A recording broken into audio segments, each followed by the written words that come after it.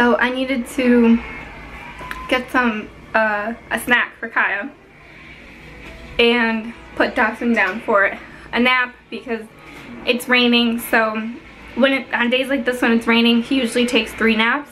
On a normal day he takes 2, and then so this is his 3rd nap before he goes to bed.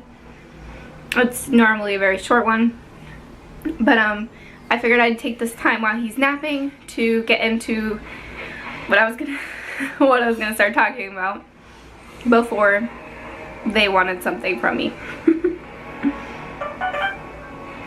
And my phone's gonna go off a lot because Henry is texting me while he's working. He is doing a show for an apartment today, so exciting, right? Let's see. I didn't really start. What I want to talk about is natural childbirth, why I chose it, and all of that good stuff.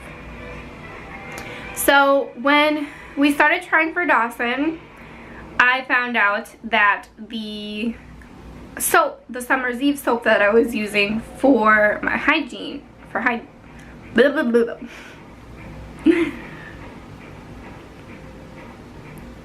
so I found out that the Summer's Eve soap that I was using was actually taking all the good bacteria away, and it was causing me not to be infertile, basically.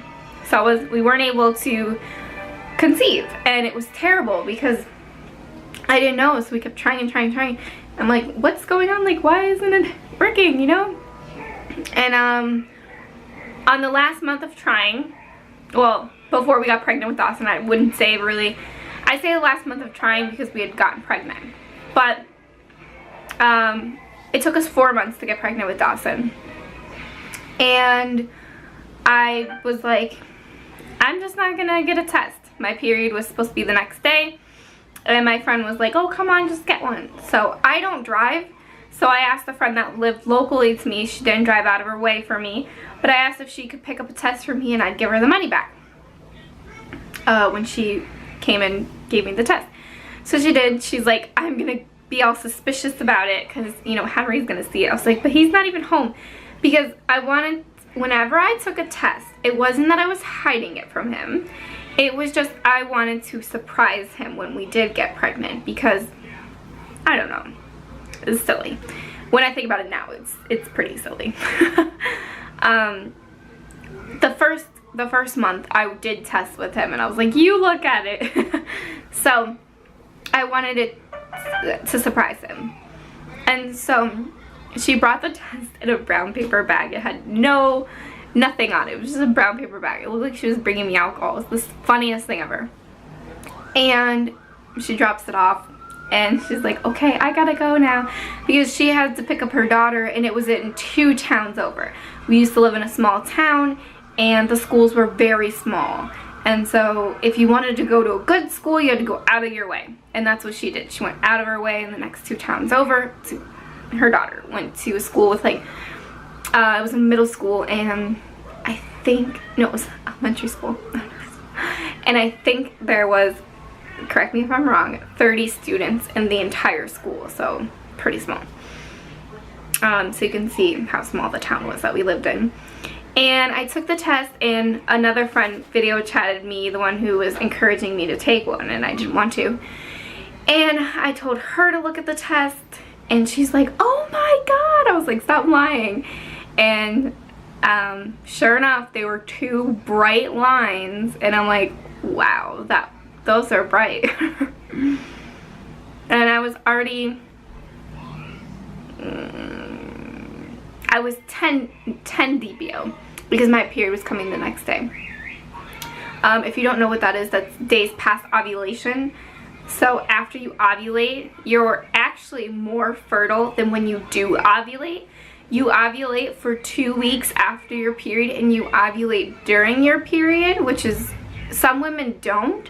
Some women ovulate 2 weeks after their period. I don't ovulate during my period. I ovulate 2 weeks after. So it was kind of very tricky for me to like calculate when it was a good time for the baby dance. And then it was very hard. But the lines popped up, and for some reason I didn't want to know the gender, but then as the weeks went on, I was like, I want to know. So what I did was really funny to announce to Henry. I guess this is just a pregnancy, birth, whole video. But I went to a bakery with the gender in an envelope, and I had them make a white plain cake, nothing on it, with the gender inside. So Henry cut a slice of cake thinking it was just a baked cake that my mom made for dessert for us after dinner. And he cut open the cake, and it was blue frosting inside, and he had no idea what it meant. And then he realized, and he goes, oh! And I was like crying. I was like, we're gonna have a boy! But we were really excited because obviously we have a little girl, so it's much different. He's more of a, when his reflex isn't acting up, he's a very calm baby. He's gonna be a sweet boy. I can tell, you know, just by his personality, this baby. Kaya was a sassy baby, and she's a sassy little girl. So the main topic that I want to talk about is natural and childbirth. With Kaya, I had an epidural because I didn't have anybody in the room. Sorry, I have popcorn in my teeth. I didn't have anybody in the room, and because my mom had to go pick up my siblings, or no, my mom had to drop my siblings off in the morning for school. So I was waiting, and then literally seconds after I got the epidural, my mom came in the room. I was like, no, because if she had came just a minute or two earlier and opened the door, I would have said, no, I don't want the epidural. I can do it now. But I got the epidural, and I was so upset that I had gotten it because I felt like I had failed, because I really wanted to go natural with Kaya. I really did. That was the whole thing, like the plan. You know, you do a birth plan, but don't think of it as like you're a failure, because no matter how many times you plan out, you're gonna realize that this is the first step to becoming a mom. You make a plan and it never follows through, and it's just how it goes. You make a plan and it doesn't work. Kids, they don't come with instructions. It's how it is. So I made a birth plan for Kaya, and I didn't go through with it, and she came out healthy. When I was, I think, 17, I was told that I couldn't have babies. I had something called cervical erosion, which means I have cells that grow outside of my uterus and my cervix, and they release blood every now and then. So it seems like it's a period, but it's not enough for a period. It's just small amounts of blood, so it's like a paper cut, and it's really awkward because I feel like I don't know if I'm getting my period or if it's just that. After having Dawson though, I no longer have it, so it's really strange. Cervical erosion happens in maybe 20 out of 1,000 women, so it's not as common as you'd think it is, but it is common. It's really hard to explain. You don't know if you have it. It's just it's based off, I think it's hereditary. That's what they told me. I really don't know. There's not much that people know on it. Physicians, OBs, they don't really know much about it. It's one of those things that just happens, and they don't know whether it's hereditary or something that if it's misuse of a tampon or what. So I ended up getting it, and so I was 1 centimeter dilated even when I wasn't pregnant. So when I got pregnant with Kaya, they were afraid that at 25 weeks I was going to get an emergency C-section, because with me being 1 centimeter dilated before I had her and then during my pregnancy, they were afraid that I would get some kind of infection because, you know, me being open, my cervix already open, they were afraid. And they tested me, they did a swab to make sure I didn't have an infection, and I didn't. And after knowing safely that I could definitely go through the pregnancy and I didn't need a C-section because I didn't have an infection, I told them that I'm not getting a C-section. I'm gonna hold my baby. Like, I have that mommy instinct that says that she's gonna be here when she wants to, and it's not now. And so, sure enough, she came exactly on her actual due date. And after getting the epidural, I had the shakes. I was very cold. I kept getting shiver, so I was shaking, and then I would get hot, and then I would just get instant pain in my legs. It was weird, and I didn't know at the time whether it was the epidural or if it was just having a baby, and now I know it was the epidural. And sometimes I get like this weird like shift in my back, and it's from the epidural. It wasn't, they didn't do it wrong. It was a success epidural, and there at no time it didn't cut off, and you know, I didn't feel anything for the most part. And so I guess for some reason the epidural just didn't work for me. It's something that I will never do again, just because of that reason. I didn't like it, and I was in the bed the whole time. I couldn't get up, and when I did get up, it was terrible. I had to get the balloon, and what it is it's a long tube, and there's a tiny little balloon at the bottom. They stick it up your cervix, and then they expand it, and it's to dilate you naturally, because in the beginning I wanted to do natural and I didn't want the epidural. And then they forced me to get Pitocin to speed up the contractions, because it was taking forever for Kaya to naturally come out with the contractions. I didn't know what my body was capable of. I didn't know that I could wait it out. You know, they kept telling me like, oh, something can happen, she can get an infection if she stays in too long. And after that, I heard people like they were in labor for 3 days after their water broke. So I mean, it was in the setting of a hospital, so I can understand them wanting me to have the baby and get out, because the hospital has very little room and they just wanted to speed up the process. I didn't like how it was treated, and I didn't like that they didn't follow my birth plan. They didn't give me options. They didn't ask me how I was feeling. They didn't ask me if I needed anything or any, you know, and people just kept coming in the room, which is, you know, they do after you have a baby or before you have a baby. There's tons of people that come in. Always check their bands or their name tags to make sure that they actually are the staff of the hospital. Hospitals are big, and sometimes, you know, there's a mix-up and things happen. So but it was just overwhelming. And then when it finally came to the time where I was completely dilated, my midwife told me to push, and I was on my back. And after getting the epidural and having that shivers and not feeling like I had the full ability of my legs, like, I don't know how to explain it, but my legs just felt like rubber. And not being able to like fully use my legs, it just felt so weird. And I didn't want to be on my back. I wanted to be on my side or on my, you know, on my knees or standing up or sitting down or something. And they told me no, I had to be on my back and push. So I did, and I pushed with the contractions. And because I had the Pitocin, it was speeding up the contractions, so it was making me push even faster. And my body wasn't ready to push at that pace, but with the medicine, it was making me. So because of that, I tore, and they had to cut me a little bit so to get Kaya out. And I bled a little bit, and then I was able to get out the placenta easily. I coughed, and it came right out. It was kind of funny.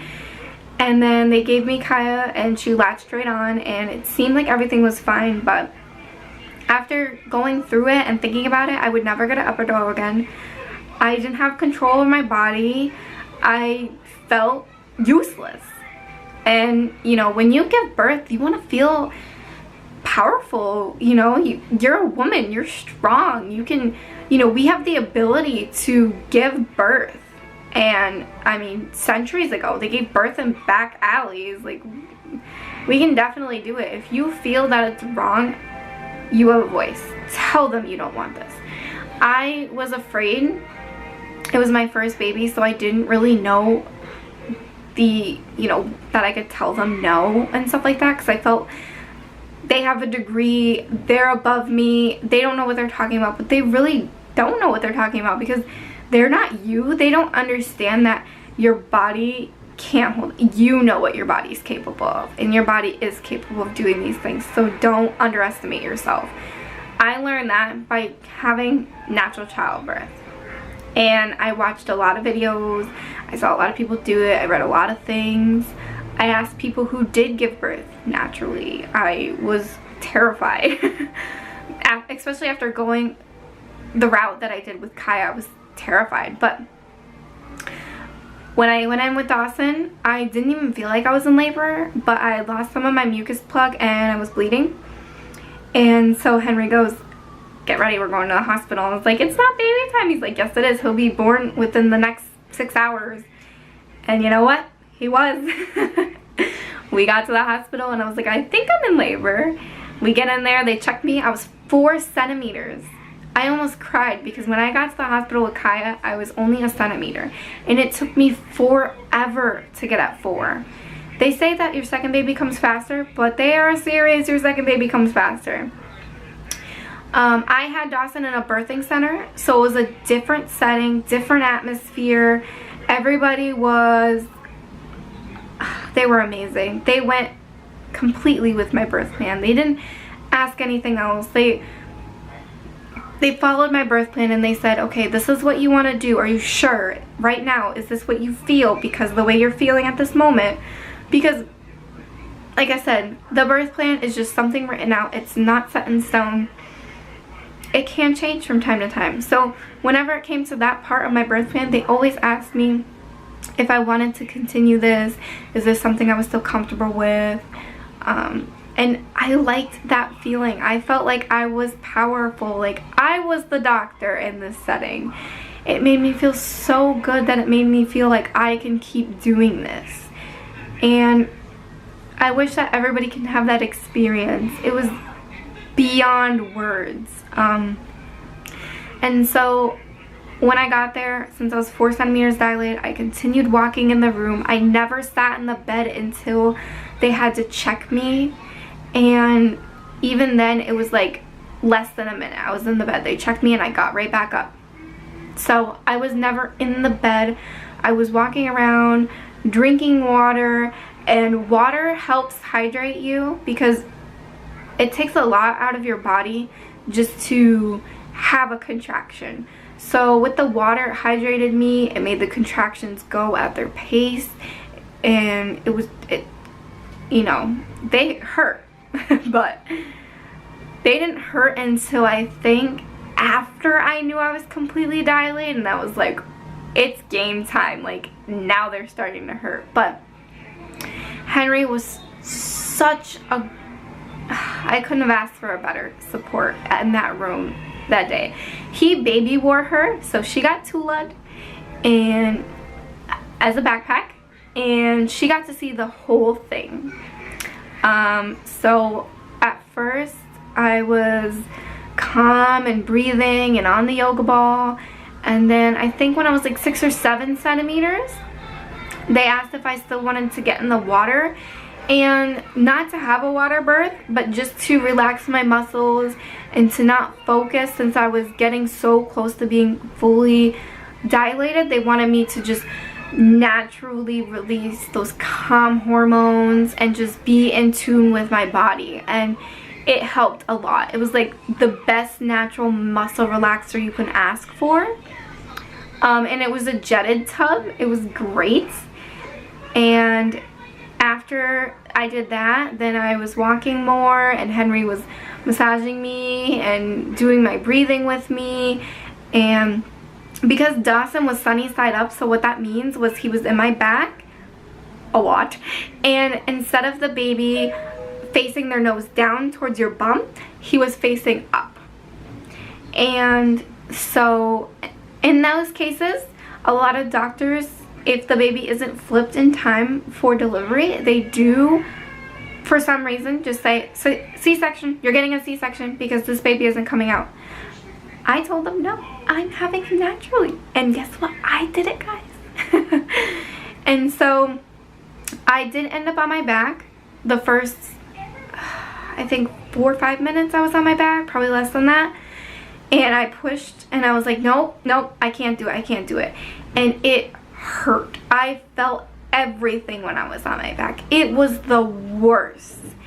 And it just because he was in my back. So laying on my back did no justice. And it was painful. I was like, nope, because I was pushing on him. And he wasn't able to come out the way he should because I was pushing on him. So it wasn't helping me at all, and I knew that I was going to tear and that it was going to be nasty. And I didn't want to do it, so I said, nope, I'm going to try to go on my side. And I screamed so loud, Kaya thought something was seriously wrong. She started crying, and she told, I told Henry to get out of the room. I screamed at him, I said, get out! And he's like, wait, what? He was so confused. So we did. He moved towards the door, which is a little bit of the back of the room, but he could still see. And because he didn't want to leave the room, he still wanted to be there in case I needed him. And boy, I needed him. I didn't want him to not be away, but I wanted him to be there because I still needed him. And emotionally, I needed him. And I went on my side and I was like, nope, I can't do it. So I kicked and screamed, and my midwife was like, but Santana, he's right there. She's like, you can see his head, like he's going in and out, because I kept pushing and then he'd go back when I stopped pushing. And I'm like, but something is telling me it's not right. And she's like, okay, just breathe and listen to your body. What do you want to do? And I'm like, I want to get on my knees. And she's like, are you sure? And I was like, yes, that's what I think is right now. I think that's right. And she goes, okay. So they got me a few pillows and tried to elevate myself so I was comfortable, but the pillows wouldn't go high enough because the way the bed was, and the pillows were not as fluffy. So I took the little nurse. She was so tiny, so much smaller than me. She was like the size of my baby sister. And I grabbed her and I pinned her down, and I hugged her, and I wrapped my arms completely around her and grabbed the railing of the bed. And I took a deep breath in and I prayed. And I said, I will meet my baby boy in just a few pushes. And I said, be with me, Jesus. And I pushed and he came out. And I looked down because the nurse moved as soon as I pushed enough for him to come out. She heard like his shoulders come out. She said it's like it's a weird sound when you're there. She's like, I've never heard it before because she's never been that close. She was still learning. And it was her first natural birth she's ever seen. So she was so thankful that I'd gotten her that close and personal with the natural birth. She was like, I wish I could do this every day. And I was like, I'm sorry for pinning you. She's like, no. She's like, this is going to make me want to be a midwife even more. So I was thankful to give her that experience. And I pushed and I looked down and he looked right up at me. Obviously he didn't open his eyes because he wasn't ready, because they can't right at that moment, but he looked right up at me and I was like, he's the sweetest thing ever. Like, I did it. The ring of fire is a real thing, but you only feel it when at that moment.